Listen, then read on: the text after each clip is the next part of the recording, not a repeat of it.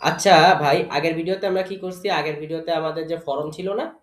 ফরমে আমরা কি করছিলাম? এই মডেলটাকে ইম্পোর্ট করছিলাম। এবং মডেলকে ইম্পোর্ট করিয়া আমরা যথারীতি একটা কি করছিলাম ভাই? ফরম বানাইছিলাম। এই ফর্মটা। আচ্ছা, ফরম বানাইছিলাম এবং ফিল্ড কোথা থেকে আনছি? এই মডেল থেকে কপি পেস্ট করে নিয়ে আইছি। ইউজারটা আনি নাই কেন? ইউজারটা ওয়ান টু ওয়ান ফিল্ড। কিন্তু পরেরটা আনছি কেন? পরেরটা তো অরিজিনাল ওইখানকারই ফিল্ড। বুঝতে পারছি ভাই?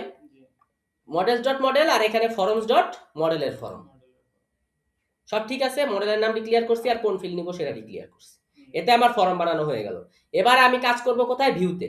আচ্ছা, বানাইছি কয়টা জিনিস? ফর্ম আর মডেল। তাহলে ভিউতে ইম্পোর্ট করব কয়টা জিনিস? এখন শুধু মডেল ইম্পোর্ট করলে হবে না, একটা জিনিস না, দুইটা জিনিস ইম্পোর্ট করব। মডেলও করব, ফর্মও করব। তাহলে মডেলে আসলাম, শেষে আইসে একটা কমা দিলাম, মডেলের নামটা লিখলাম। ফর্মে আসলাম, শেষে একটা কমা দিলাম।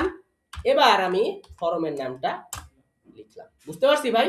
তাহলে মডেলকে আর ফর্মকে কিসে ইম্পোর্ট করলাম? ভিউতে ইম্পোর্ট করলাম। এখন সেভ করলাম। পরে ফাংশনের কাজটা আমরা পরের ভিডিওতে দেখব। ওকে।